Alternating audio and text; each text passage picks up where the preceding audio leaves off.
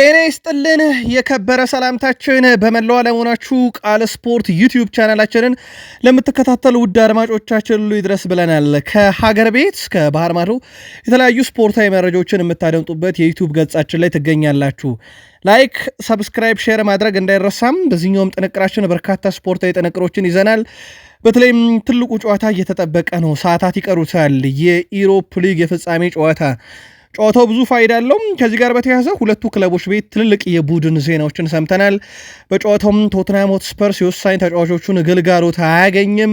በማንቸስተር ዩናይትድም በኩል እንደዚህ አይነት የቡድን ዜናዎች ጋር በተያያዘ በርካታ ቁልፍ ተጫዋቾች ተመልሰዋል ከጉዳትና በማንቸስተር ዩናይትድና በቶትናም ጨዋታ ዙሪያ ሰፋ ያለ መረጃ ይዘናል። ውድ ቤተሰቦቻችን በማንቸስተር ዩናይትድ በኩል ከዙር ጋር በተያያዘ በርካታ መረጃዎችን እየሰማን ነው።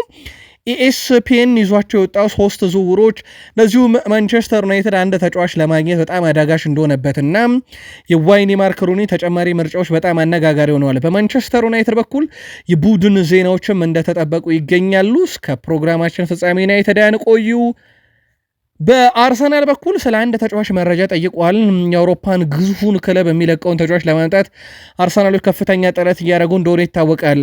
አንድሪያ ቤርታ ስላነጋገሯቸው ተጫዋቾች የምንላችሁ ነገር አለም። በክለብ ውስጥ ኮንትራት የማራዘምን ጉዳይና በቀጣይ ውድድር ዓመት ቡድኑን ማን በአምበልነት ይምራው ከሚለው ነገር ጋር በተያያዘ አንድ ትልቅ ጋዜጠኛ በዚህ ጉዳይ ላይ የሚለን ነገር አለ። አርሰናልን በቀጣይ ውድድር ዓመት ማን ይምራው በሚል ጉዳይ ላይ ምናልባት የአርሰናል ደጋፊዎች ግን ቀጣይ ዓመት አንበሉላችሁ የቡድኑ ማን ቢሆን ትመርጣላችሁ?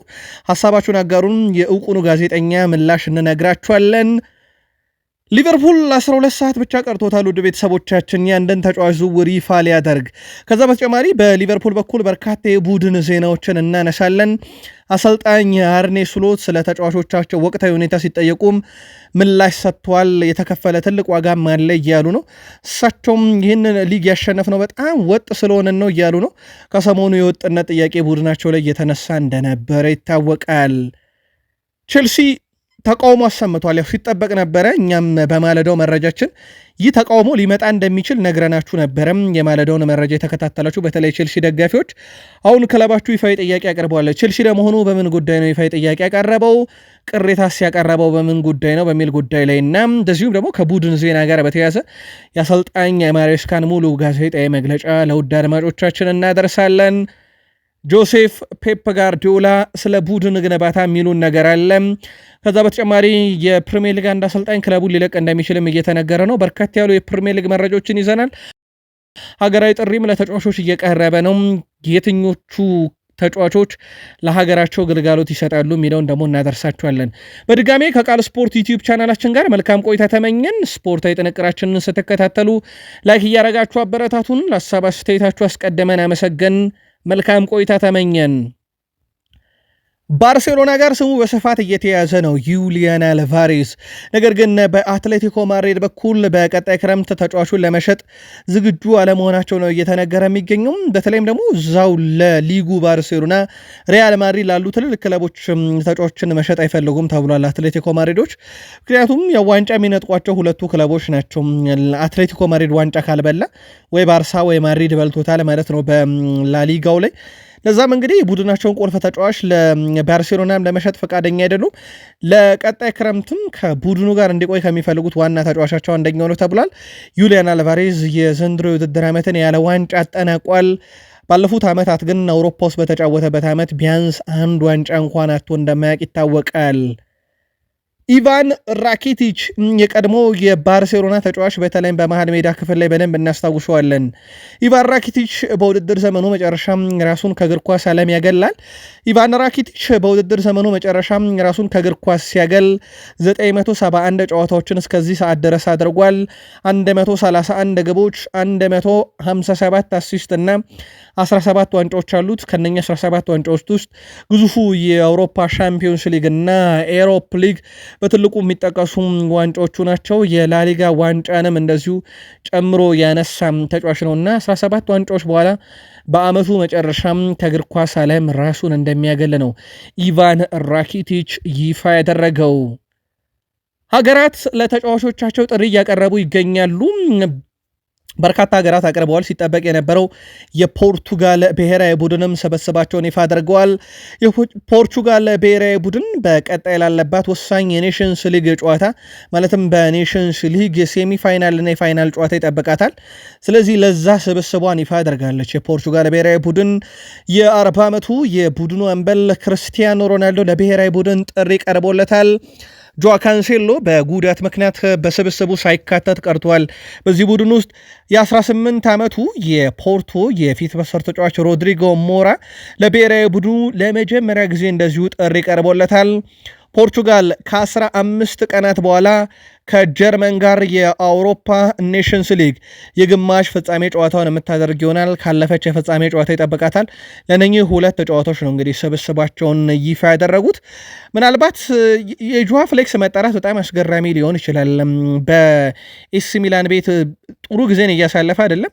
ከዛ ውጭ ግን የሲቲው በርናንዶ ሲልቫን ጨምሮ የቼልሲው ፔድሮ ኔቶ በትልቁ የሚጠቀሱ ተጫዋቾች ናቸው። ከማንቸስተር ዩናይትድ ያው የሚጠበቀው ብሩኖ ፈርናንዴዝም ተካቷል። እንደዚሁም ተከላካዩ ዲያጎ ዳሎን በተመሳሳይ ከማንቸስተር ዩናይትድ ተካቷል። ሬናቶ ቬጋ በውሰት ለዩቬንቱስ የሚጫወተው የቼልሲውም ተጫዋች እንደዚሁ በተመሳሳይ ተካቷል።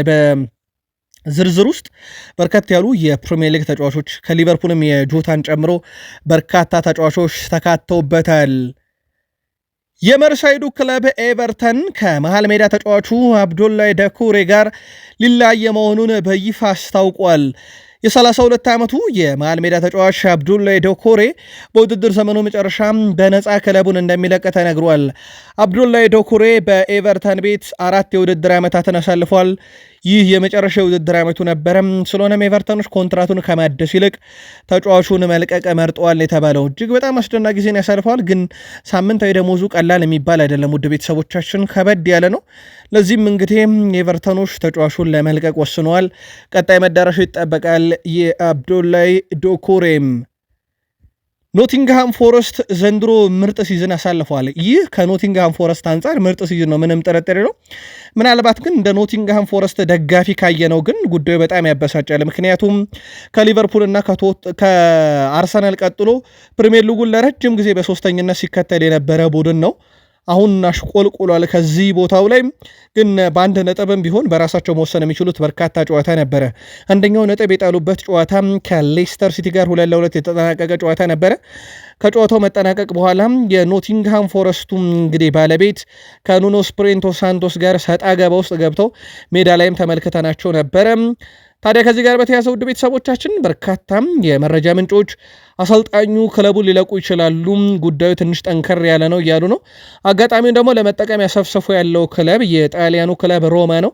የክላውዲዮ ራኔሪን ተተኪ እያፈላለገ እንደሆነ ይታወቃልና ከዚህ ውዝግብ በኋላ የኑኖ ስፕሪንቶ ሳንቶስ ስም ከሮማ ጋር ሲያያዝ ሮማ ምናልባትም ከስምነት የሚደርሱ ከሆነ እስከ 2 ዓመት ኮንትራት ለኑኖ ስፕሪንቶ ሳንቶስ ያቀርባሉ ተብሎ ይጠበቃል። ቶትናም ሆትስፐርስ ከማንቸስተር ዩናይትድ የኤሮፕ ሊግ ትልቁ የፍጻሜ ጨዋታ በሳነ ማሜስ ይደረጋል። የሰሜን ለንደኑ ክለብ ቶትንሃም ወሳኝ የመሃል ሜዳ ተጫዋች ሉካስ ቫርገቤል ከፍጻሜው ጨዋታ ውጪ መሆኑ ይፋ ተደርጓል። ተጫዋቹ ባጋጠመው ጉዳት ምክንያት ለረጅም ጊዜ ከሜዳ ርቆ መቆየቱ አይዘነጋም። በሌላ በኩል ኢስማኤል ሳር ለፍጻሜ ጨዋታ ዝግጁ መሆኑን አሰልጣኝ አንጌል ፖስቴኮግሉ አረጋግጠዋል። ስለዚህ በቶትናም ሆትስፐርስ በኩል 2 የተለያየ ዜና ነው ያለው ማለት ነው። አንድ ከጉዳት የተመለሰ ተጫዋች አላቸው፣ አንድ ደግሞ በጉዳት ምክንያት የማያገኙት ተጫዋች አለ። በተጋጣሚ ማንቸስተር ዩናይትድ በኩል አብዛኞቹ ተጫዋቾች በመልካም ጤንነት ላይ ነው የሚገኙት። ዛሬ የተመለሱላቸውን በርካታ ተጫዋቾች አሉ። በቶትናም በኩል ያለው የቡድን ዜና ይሄን ይመስላል። አንጌል ፖስቴኮግሉ ከፍጻሜውም ጨዋታ ጋር አያይዞ በርካታ ነጥቦችን አንስተዋል። የሰሜን ለንደኑ ክለብ ቶትናም ዋና አሰልጣኝ አንጌል ፖስቴኮግሉ የፍጻሜ ጨዋታ በፊት በሰጡት ጋዜጣዊ መግለጫ ወደዚህ ክለብ የመጣሁበትን ዋነኛ ዓላማ የማሳካት እድል ይሄ ነው ብሏል። የመጣሁት ዋንጫ ለማሸነፍ ነው። ከክለቡ ጋር ብለያይም የትም ቦታ ሆኜ ዋንጫ ለማሸነፍ ጥረት ማድረጌን እቀጥላለሁ ብለዋል። ይህኔ ወደፊት ቆይታ ለውጥ አያመጣም። አሁን በጣም አስፈላጊው ነገር ለክለቡና ደጋፊው ልዩ ነገር ማምጣት እድሉን መጠቀም ብለዋል። በቶትናም ውስጥ የጀመርኩት ስራ አሁንም ገና አልተጠናቀቀም ያሉት አሰልጣኝ አንጌል ፖስቴኮግሉ ዋንጫውን ካጣን ከኃላፊነት አልለቅም፣ ቶትናምን በሁሉም ቦታ ተፎካካሪ የማድረግ ስራው አሁንም አንድ ዋንጫ ስራውን ሊያጠናቅቅ አይችልም ብለዋል። ግን በርካታ መረጃዎች እየወጡ እንደሚገኙት ከሆነ ዳኒ ሌቪ አንሄል ፖስቴኮግሉን የማቆየት እቅድ የላቸውም እየተባለ ነው። እንደ አጠቃላይ ያጮት ስታይላቸውን አልወደዱትም የሚል ነገር ነው እየተነሳ የሚገኘው። ማንቸስተር ዩናይትድ ቤት በተቃራኒ ነው። ዋንጫውን ቢያጡም ሩበን አሞሪም ከማሰናበት ይልቅ በክረምት ተጫዋቾችን ገዝተው ቡድኑን አጠናክረው አዲስ ዓመት መጀመር እንደሚፈልጉ ይታወቃል። ቶትናም ከገባህ ዋንጫ ትበላም ለሚሉት ምላሽ እንሰጣለን ብለዋል ሚኪ ቫንደቪን። የቶትናሙ የተከላካይ ስፍራ ተጫዋች ሚኪ ቫንደቪን ቡድናቸውም እንግዲህ የዋንጫ አሸናፊነትን የዋንጫ አለማሸነፍ ያለውንና የማይታመንበትን ነገር መለወጥ እንፈልጋለን፣ ዋንጫ መብላት የሚችል ቡድን ነው የኛም ቡድን ብለዋል። ቶትናምን ስቀላቀል ሰዎች መቼም ቢሆን ዋንጫ አታሸንፍም ብለው መሳለቅ ይጀምራሉ የሚለው ተጫዋቹ አሁን ለነሱ ምላሽ የምንሰጥበት ትክክለኛ ጊዜ ብሎታል። አክሎም በቶትናም ቤት ያለውን ያንን አስተሳሰብ መቀየር እንፈልጋለን ሲል ፍጻሜውን ማሸነፍ እንደሚፈልጉ ተናግሯል። ቢልባኦ ሳን ማሜስ በባስክ ግዛት በሚገኘው ስቴዲየም ማንቸስተር ዩናይትድ ከቶትናም ሆትስፐርስ የረቡዕ ምሽት ትልቁ ጨዋታ ነው።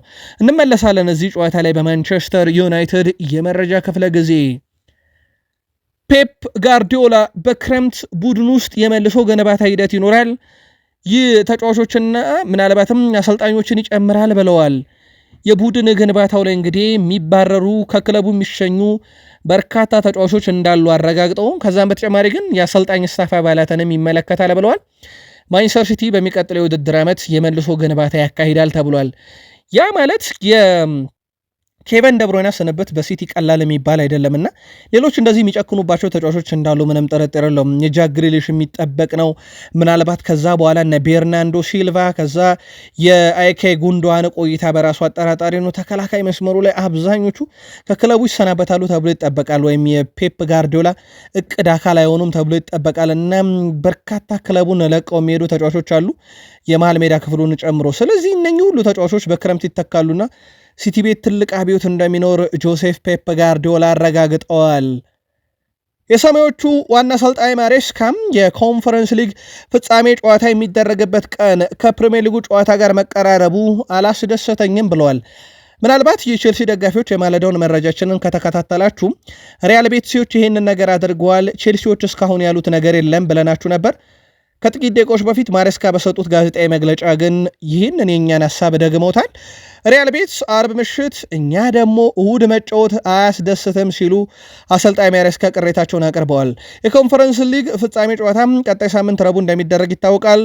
እሁድ የሪያል ቤትስ እና አትሌቲኮ ማድሪድ ጨዋታ ለመታደም ስፔን ማድሪድ ነበሩ። በጨዋታው እንደሚታወቀው የዋንዳ ሜትሮፖሊታኖ ስቴዲየም ጨዋታ ላይ አትሌቲኮ ማድሪድ ይህን የቼልሲ ፍጻሜ ተፋላሚውን ሪያል ቤቲስን 4-1 አሸንፎ ነበር። ያንን ጨዋታ መታደማቸውን አረጋግጠዋል። አሰልጣኝ ማሬስካ አያይዘውም በፍጻሜ ጨዋታ ፊሊፔ ጀርገንሰን በቋሚ ግብ ጠባቂነት እንደሚሰለፍ እንደዚሁ አረጋግጠዋል። ኤንዞ ማሬስካ በንኩንኩም ጉዳይ ተጠይቀው ነበረ።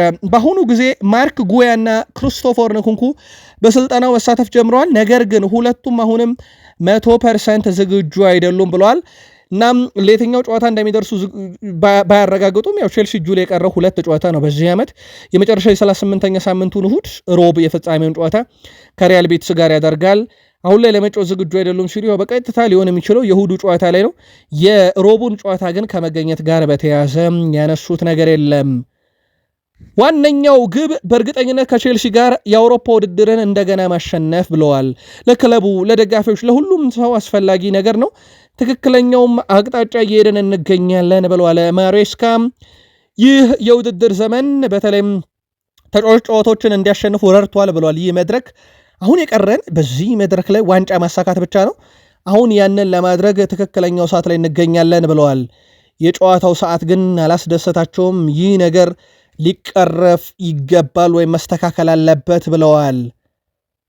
አርኔ ስሎት ይህ ሊግ ያሸነፍነው በጣም ወጥ ስለሆንን ነው፣ ቅሬታዎች በዚህ ጉዳይ ላይ የሚነሱትን አልቀበልም ብለዋል። ብዙ ነገሮችን በትክክል ስላከናወንን ነው፣ ነገር ግን ማንቸስተር ሲቲ ባለፉት 4 የውድድር ዘመናት እንዳደረጉት አይናቸውን ጨፍነው 4-0 እየመሩ ዘና ብለው ባሸነፉበት መንገድ አይደለም ብለዋል። ግን ዘንድሮ ወጥነታችን ጥያቄ የሚያስነሳ አይደለም ብለዋል። ናም ዋንጫ ያነሳ ነው ወጥ ስለሆነ ነው ብለዋል። ምናልባት የሊቨርፑልን ዋንጫ የማንሳት ሂደት ማይክል አርቴታ የገለጹት በትክክለኛው ሰዓት የመገኘት ብቃት ብለው ነው ሊቨርፑልን ያወደሱት። እናንተ ሊቨርፑል ዘንድሮ ዋንጫውን ያነሳበትን ምክንያት አስረዱን፣ አርኔ ስሎት ወጥ ስለሆነን ማይክል አርቴታ በትክክለኛው ሰዓትና ቦታው ላይ ስለተገኙ ብለዋል። የእናንተን አጋሩን። በዚህ ውድድር ዓመት በፕሪሚየር ሊጉ ትልቅ የግብ ዕድሎችን ያመከኑ ተጫዋቾች ክለቦችንም ካየን የስሎቱ ቡድን ሊቨርፑል ግንባር ቀደም ነው። ከ146 ያለቀላቸው ኳሶች 89ን አምክነዋል። ቼልሲ ከ117 ኳሶች 81ን አምክነዋል። አስቶን ቪላ ከ114 ኳስ ወይም ያለቀለት የግብ ዕድል 76ቱን አምክነው ሶስተኛ መጥፎ ሪካርድ ነው። ማንቸስተር ሲቲ ከ108 63ቱን አምክነው አራተኛው መጥፎ ቁጥር ነው። አርሰናል ከ106 ያለቀለት ሙከራ 67ቱን አምክነው አምስተኛውም እንግዲህ በርካታ ኳሶችን ያመከነ ቡድን ነው። የሊቨርፑልን ያክል ግን በዚህ ዓመት ያመከነ ክለብ አናገኝም። አርኔ ስሎት ባለፉት 2 ጨዋታዎች ላይ በራሱ የመጣው ውጤት በተጫዋቾቹ ላይ የሚያስፈርድ አይደለም። በተለይም ባለፉት 10 እና 11 ወራት ተጫዋቾቹ ያላቸውን ሁሉ ሰጥተዋል። እናም አሁን እንግዲህ ተጫዋቾቹ የድካም ስሜት ተሰምቷቸዋልና በዚህ ሰዓት አንድም ተጫዋች ላይ መፍረድ አልፈልግም፣ ያላቸውን በሙሉ ሰጥተዋል። ለ11 ወራት የሚጠበቅባቸውን ዋጋ ሜዳ ላይ ከፍለው ጨርሰዋል ብለዋል። የፕሪሚየር ሊግ የዓመቱ ምርጥ ተጫዋችን በተመለከተም ጋሪ ኔቭል እና ጄሚ ካራገር ዛሬ ከአንድ ሚዲያ ጋር ቆይታ አድርገው ነበር። አብዛኛው ምርጫቸው ተመሳሳይ ነው። የዓመቱ ምርጥ ተጫዋች ሁለቱም ሳላህን የመረጡት ጋሪ ኔቭልም ጄሚ ካራገርም፣ የፕሪሚየር ሊግ ምርጥ አሰልጣኝ ሁለቱም ስሎትን የመረጡት። በዘንድሮ የውድድር ዓመት ወደ በፕሪሚየር ሊጉ የተሻሻሉ ተጫዋቾች በሚልም ላይ ሪያን ግራቨንበርችም ሁለቱ መርጠዋልና የሁለቱም የቀድሞ የሊቨርፑልና የማንቸስተር ዩናይትድ ተጫዋች ጋሪ ኔቭል እና ጄሚ ካራገር ሁለቱም በዘንድሮ የውድድር ዓመት ላይ እንግዲህ ሊቨርፑል ባሳየው ብቃት አብዛኛውን የዓመቱን ምርጥ ከሊቨርፑል መርጠዋል። ምናልባት ከሊቨርፑል ውጪ ካለ ክለብ ውስጥ በምርጥነት ዘንድሮ ምርጥ 11 ውስጥ ሊካተት የሚችል ተጫዋች ምርጥ አሰልጣኝ ሊባል የሚችል እናንተ ምርጫ ካለ በሐሳብ መስጫ ሳጥናችን ላይ ልታሰፍሩልን ትችላላችሁ። ኮዲ ጋክፖ ስለ ፍሪፖንግ ዝውውር ተጠይቆ ነበረ። ምናልባት ከኔ የበለጠ ታውቃላችሁ፣ ሌላኛው ሆላንዳዊ ተጫዋች እሱ ምርጥ ነው ብሏል። በብሔራዊ ቡድን በደንብ አውቀዋለሁ፣ እሱ ልዩ ተጫዋች ነው። ምናልባት ግን ስለዚህ ዝውውር ከኔ በላይ ጋዜጠኞች በደንብ ታውቃላችሁ ሲል ምላሽ ሰጥቷል።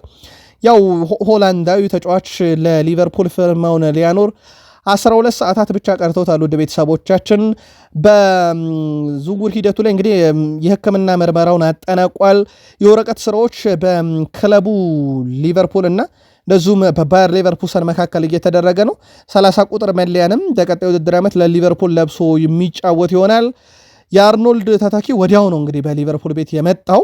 ስለዚህ ሊቨርፑል ቢያንስ የውድድር ዓመቱ ተጠናቆ የዝውውር መስኮቱ ተከፍቶ ሳይጨናነቀ በፊት ተጫዋች አምጥተዋልና ያው ሂደቱ የሚጸድቀው ከዝውውር መስኮቱ መከፈቻው ቀን ጀምሮ ነው።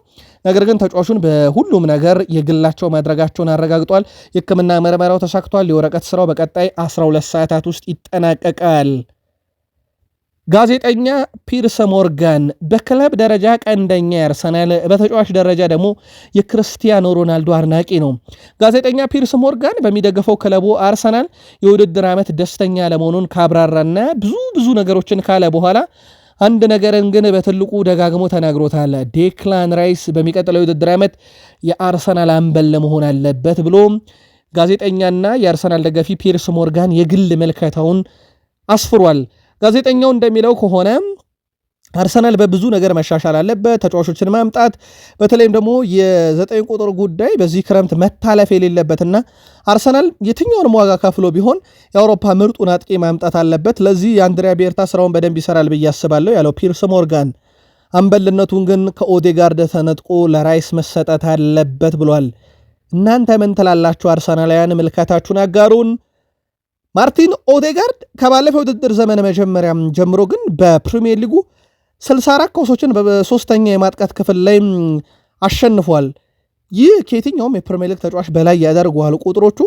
ዘንድሮ ምናልባት አርሰናል ዋንጫ አሸንፎ ቢሆን ኖሮ በዚህን ያክልስ ደረጃ ኦዴጋርድ ለወቀሳ የሚያቀርበው ስታተስ ነው ወይ ያለው? ምናልባት ዘንድሮ አርሰናል ራሱ እንደ ቡድን ጥያቄ አይነሳበትም ወይ? አንድ ኦዴጋርድ ብቻ አርሰናል ዘንድሮ ለተበላሸበት ውጤት ተጠያቂ መሆን ይችላል ወይም ኢፌክቲቭ አይደለም ማለት ይቻላል ወይ? ምልከታችሁን አጋሩን። በርካቶች ያለ 9 ቁጥር አጥቂ ኦዴጋርድን መተቸት ተገቢ አይደለም ብለው እንደ መከራከሪያም ያነሳሉ። ለማንኛውም እንግዲህ በኦዴጋርድ በኩል ባለፈው የውድድር ዘመን መጀመሪያ ጀምሮ በፕሪሚየር ሊጉ 64 ኳሶችን በሶስተኛ የማጥቃት ክፍል አሸንፈዋል። አርሰናል ከቶማስ ፓርቴ ጋር በኮንትራት ማራዘም ጉዳይ ላይ ድርድሩ ቀጥሏል። እስከዚህ ሰዓት ድረስ ግን ሁለቱም ወገኖች ከስምነት አልደረሱም። በፓርቴና በአርሰናል መካከል በክረምት የዝውውር መስኮቱ ግልጽነት እንዲኖራቸው በአንድም ሆነ በሌላ መንገድ ፈጣን መፍትሄ ለማግኘት እየሰሩ ነው ተብሏል። በክለቡ የመቆየት ነገር የአርሰናልም የተጫዋቹ ምርጫ ነው። የማይስማሙት ያው በሚቀርበው ውል ላይ ነው። ይህንን ጉዳይ ለመፍታት ጥረት ያደርጋሉ ተብሏል። አንድሪያ ቤርታ ከ15 በላይ ተጫዋቾችን እስካሁን ማነጋገሩ ተረጋግጧል። ብዙ ተጫዋቾች ከአርሰናል ጋር ስማቸውም የሚነሳበት ዋና ምክንያት እንግዲህ አንድሪያ ቤርታ እንቅስቃሴ ማድረጋቸውን ነው። ከሳምንታት በፊት ከሪያል ማድሪዱ ተጫዋች ሮድሪጎ ጋር ውይይት ማድረጋቸው ተረጋግጧል። ተጫዋቹ ከመወሰኑ በፊት የዣቪ አሎንሶን ጉዳይ ይጠባበቃል። ሪያል ማድሪድ ለተጫዋቹ እስከ 80 ሚሊዮን ፓውንድ ይፈልጋል ተብሎ ይጠበቃል። እንግዲህ አንድሪያ ቤርታ ብዙ የአጥቂ አማራጮች አቅርበዋል። የመጨረሻ ውሳኔ ግን አንድ ተጫዋች እንደሚሆን ይጠበቃል። ያው አርሰናል 9 ቁጥር ነው የሚያመጣው። ምናልባት የሮድሪጎ ሁለገብነት ምንም ጥርጥር የለውም በብቃት ደረጃ ይገለጻል። ግን ሮድሪጎን እንደ 9 ቁጥር መጠቀም መፍትሄ ይሆናል ብላችሁ ታስባላችሁ? እሳቸው ከ15 በላይ ተጫዋቾችን ግን ማነጋገራቸው ተረጋግጧል። ይህ በምስላችን ላይ የምትመለከቱት በኤሮፕ ሊግ ፍጻሜ ጨዋታ የጨዋታው ኮከብ ተጫዋች ወይም የኤሮፕ ሊጉ የፍጻሜ ጨዋታው ኮከብ ሽልማት ይህንን ይመስላል። ከቶትንሃም ከዩናይትድ አሸናፊ አንዱ ምርጡ ይወስደዋል ተብሎ ይጠበቃል። ማንችን ሽልማት በምሽቱ ጨዋታ ይቀናጃል ብላችሁ ታስባላችሁ? ምልከታችሁን አጋሩን። ዋንጫውን ካላሸነፍን ፍጻሜው ምንም ትዝ አይልም ብለዋል ሩበን አሞሪም። የማንቸስተር ዩናይትዱ ዋና አሰልጣኝ ሩበን አሞሪም ቡድናቸውን ፍጻሜውን ማሸነፍ እንዳለበት አሳስበዋል። ቶትናምን እናውቀዋለን ያሉት ሩበን አሞሪም እነሱም ቡድናችንን ያውቃሉ፣ እኛም ጠንካራ ማንነት አለን፣ ስለዚህ ጥሩ ጨዋታ ይሆናል ብለዋል። አክሎም ዋንጫውን ማሸነፍ አለብን፣ ካልሆነ ማንም ሰው ፍጻሜ ደረሱ ብሎ አያወራም፣ በተለይ ማንቸስተር ዩናይትድ ውስጥ ብሏል። ስለዚህ ለፍጻሜ ደረሱ ተብሎ የሚወራው ስናሸንፍ ብቻ ነው ብለዋል።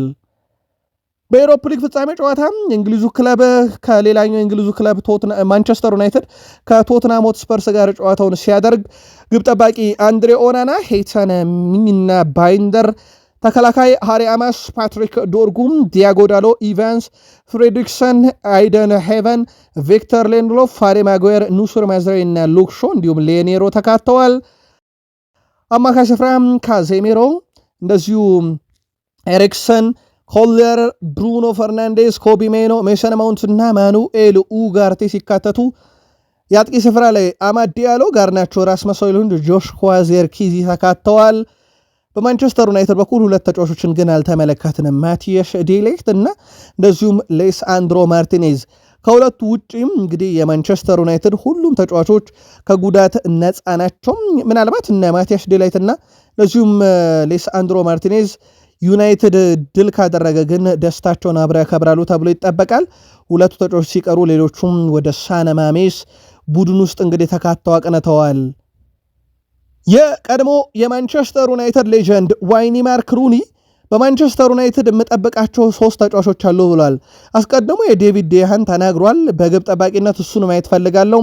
ተከላካይ ላይ ማርክ ጉያን፣ 9 ቁጥር ላይ ደግሞ ማየት የምፈልገው ተጫዋች ቪክተር ኦስሜን ነው ብሏል። ዩናይትድ ከዛ በተቃራኒው እየሰራ ነው። ዴሃን አያመጣም። ጉያ ጋር ምንም አይነት ውይይትም ድርድርም አላረገም። የቪክተር ኦስሜን ሳምንታዊ ደሞዝና የዝውውር ሂሳብ ለዩናይትድ ጠቃሚ ሆኖ ወይም መፍትሄ አካል ያደርጋል ብለው አልያዙትምና እዚህ ዝውውር ላይ እየሰሩ አይደለም። ሩኒ ግን 3ቱንም ተመኝቷል። የሩኒ ምኞቶች ለዩናይትድ መፍትሄ መሆን ይችላሉ ወይ? የዩናይትድ ደጋፊዎች መልከታችሁን አጋሩን። ማንቸስተር ዩናይትድ ቤት ግን ምናልባት ከማቲያስ ኩና ቀጥሎ ማን ወደ ቡድኑ ይመጣል ወይም በተለይም በፕሪሚየር ሊግ ልምድ ያላቸውን ማንን ያመጣል በሚል ኤስፒኤን አንድ ዘገባን በፊት ገጹ ላይ ይዞት ወጥቷል። 62.5 ሚሊዮን ዩሮ ይከፍላሉ ለማቲያስ ኩና። ከዛ በማንቸስተር ዩናይትድ ሌላ በፕሪሚየር ሊግ ልምድ ያላቸውን እንደ ኢብሪቼ ኢዜ እና እንደዚሁም ብሪያን ምቤሞን በተመለከተ ስራዎችን ይሰራሉ ተብሎ ይጠበቃል። የማቲያስ ኩና ለዩናይትድ ፊርማውን እንደሚያኖር መረጋገጥ ግን በርካቶችን እያወያየ ያለው ጉዳይ ነው። አሁንም በተለይም የኢሮፕ ሊግን ፍጻሜ ጨዋታ ያልጠበቀ ተጫዋች ነው። የዩናይትድን እንግዲህ የቀጣይ ዓመት የአውሮፓ ሻምፒዮንስ ሊግ ተሳትፎ እስከዚህ ሰዓት ድረስ አይታወቅምና ያንን ሳያይ የተስማማ ተጫዋች ነው። በጣም አስደናቂ ነው። ይህ ለዩናይትድ ማንቸስተር ዩናይትድ ለአዳም ዋርተን ፍላጎት ነበራቸው። ነገር ግን አሁን ይህን ተጫዋች ለዩናይትድ ብቻ ነበር ለሌሎችም ክለቦች አዳጋች ይሆናል። ምክንያቱም ፓላስ በኤፍኤ ካፕ ማንቸስተር ሲቲን ማሸነፉን ተከትሎ ከኤፍኤ ካፕ ዋንጫ በተጨማሪ ቀጣይ ውድድር ዓመት የአውሮፓ ሊግን የሚያሳተፋቸውን ውጤት ነው ያገኙትና በዚህ ምክንያት ፓላስ ቀጣይ ውድድር ዓመት በአውሮፓ መድረክ መሳተፉ ከፓላስ ተጫዋች ለማምጣት አዳጋች ይሆናል። በዩናይትድ እንግዲህ መልማዮች እይታ ውስጥ ወድቆ የነበረው አዳም ዋርተንም ለማምጣት ፈታኝ ይሆናል ብለዋል ሮብ ዳውሰን የኢኤስፒኤኑ ጸሐፊ። በዚህ ሰዓት ቡድኑ ላይ ያለው ስሜት አስደናቂ ነው። ሁሉም ሰው በጣም ተደስቷል። ሁሉም ሰው ይህንን ዋንጫ ማሸነፍ ይፈልጋል። ስለዚህ ያለንን ነገር በሙሉ በመስጠት ጨዋታውን ለማሸነፍ እንጥራለን ብለዋል አሌሃንድሮ ጋርናቾ። የማንቸስተር ዩናይትድ ተጫዋቾች እንግዲህ ይህን ዋንጫ ለማንሳት ሁሉም ጉጉት እንዳለው እየገለጹ ይገኛሉ። ከዚህ በፊት በርካታ ተጫዋቾች ፓትሪክ ዶርጉን ጨምሮ ኮቢ ሜኖ፣ አሰልጣኝ ሩበን አሞሪን ጨምሮ በርካቶች ይህን ዋንጫ ማሳካት ለማንቸስተር ዩናይትድ ጊዜያዊ መፍትሄ እንደሆነ አረጋግጠዋልና በዚህ ሰዓት ቡድኑ ያለው ስሜት አስደናቂም ነው ብሏል በመልበሻ ክፍል ውስጥ። ለማንኛውም የሮብ ምሽቱ ጨዋታ ካሁኑ በተጫዋቾቹም ዘንድ አጓጊውነቱ ቀጥሏል። ደጋፊዎች በዚህ ውድድር ዘመን ድንቅ ነበሩ ያለው የቡድኑ የቀድሞ አምበል ሃሪ ማጓየር ዘንድሮ በኤሮፓ ሊጉ ጥሩ ጊዜያትንና የማይረሱ ትዝታዎች ሰጥተናል። በግሌ ከደጋፊዎች የምናገኘው እንደዚህ አይነት ድጋፍ አስገርሞኛል። በዓለም ላይ ያሉ ምርጥ ደጋፊዎች መሆናቸውን በቅርብ ወራት ውስጥ ያረጋግጠዋል። ስለዚህ ዋንጫው ይገባል ለዩናይትድ ብሏል። 2001 የኤሮፓ ሊግ ጨዋታ ላይ ካፒቴን ነበርኩኝ። የፍጻሜ ጨዋታ ላይም እንደዛው ነገር ግን ጨዋታውን በጉዳት አመልጦኛል። ምናልባት ያንን ጨዋታ ብጫወት ኖሮ ውጤቱ የተለየውን ነበር ብለዋል። እንግዲህ 2001 ላይ ኤሮፓ ሊግን አጥቶት ነበር ዩናይትድ። አሁን እኔ ስላለው እናደርገዋለን እያለ ነው ማጓየር። ባለፈው ዓመት የፒኤፍኤ ዋንጫ ፍጻሜውን አመልጦት እንደነበረ ይታወቃል። የኤፍኤ ካፕ ዋንጫ ፍጻሜ አመልጦት ነበር። ያው ዩናይትድ ባለ ክብር ነበረ። ያቺ ክብር ናት ለዚህ ፍጻሜ ጨዋታ ራሱ ዘንድሮ ያበቃችሁ። ምንም እንኳን እኔ ባልኖርም ሌሎች ተጫዋቾች የሰሩት ስራ እጅግ ድንቅና ማራኪ ነበር። ባሳኩት ዋንጫም ደስተኛ ነበርኩ። ነገር ግን ከቪላሪያል ጋር የተደረገውን ጨዋታ ባለመካፈሌ ያ ቡድን ተጎድቷል ብሏል። ያንን ግጥሚያ ደጋግሜ ተመለከትኩና የነበሩት ተጫዋቾች ጥሩ እየተጫወቱ ይመስለኛል፣ ግን እድል አልነበራቸውም ብሏል። ለማሸነፍ እድልም ያስፈልጋል። በማንቸስተር ዩናይትድ እና በቶትናም መካከል የሚደረገውም ጨዋታ ከእድልም በላይ ሊሆን ይችላል። ምክንያቱም 16ኛ እና 17ኛ ሆኖ ጨርሶ ለቀጣይ ውድድር ዓመት የአውሮፓ ሻምፒዮንስ ሊግ መሳተፍ አንዱ ቡድን መቻሉ። ቃል ስፖርት ዩቲዩብ ቻናል ከሀገር ቤት እስከ ባህር ማዶ ለዚህ ሰዓት ያሰናዳነው መረጃ ይህን ይመስል ነበር።